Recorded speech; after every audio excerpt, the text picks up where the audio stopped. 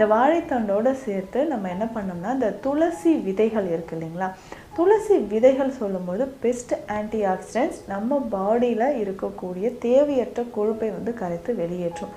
சின்ன சின்னதாக ரொம்ப கடுகு மாதிரி தான் கருமை நிறத்தில் இருக்கக்கூடியது இந்த துளசி விதைகள். இது வந்து நம்ம வாங்கிட்டு வந்து நல்லா லேசாக வறுத்துடணும். ரொம்ப டீப்பாக ஃப்ரை பண்ண வேண்டாம், ரொம்ப லேசாக வறுத்துட்டு நல்லா ஃபைன் பவுடராக ரெடி பண்ணி எடுத்து வச்சுக்கணும். ஸோ இந்த வாழைத்தண்டு இருக்குது இல்லைங்களா, இதை ஜூஸ் போட்டு ஒரு 200 ml, ரொம்ப தண்ணி சேர்க்க வேண்டாம், கொஞ்சம் திக்காக இருந்தாலே நல்லது. ஸோ 200 ml அளவுக்கு எடுத்துகிட்டு இதில் வந்து ஒரு 10 drops அளவுக்கு எலுமிச்சை சாறு, 10 துளிகள் எலுமிச்சை சாறு சேர்க்கணும். ஒரு 2 சிட்டிகை அளவுக்கு உப்பு சேர்த்துக்கணும். இந்துப்பு சேர்த்தால் நல்லது. இந்துப்பு ஒரு 2 சிட்டிகை அளவு சேர்க்கணும். துளசி விதை பவுடர் பண்ணி வச்சுருக்கோம் இல்லைங்களா, இது ஒரு 1/2 டீஸ்பூன் அளவுக்கு இதில் சேர்த்துடணும். சேர்த்து தினமும் காலையில் நம்ம குடிச்சிக்கிட்டே வந்தோம்னா நம்ம உடலில் ஏற்படக்கூடிய